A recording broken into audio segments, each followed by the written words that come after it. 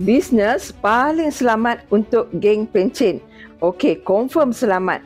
Tak kacau duit pencen langsung, saving pun makin bertambah. Nak buat infak banyak-banyak pun tak ada hal. Fokus ibadah, nak bayar zakat banyak-banyak, nak ziarah kawan. Akak abang sekalian, nak tak Kak Linda bantu selamatkan dan beranakkan duit pencen korang? Nak? Komen geng pencen nak belajar. Akak abang cuba tengok ni. Ini Kak Lila, pencen polis tau.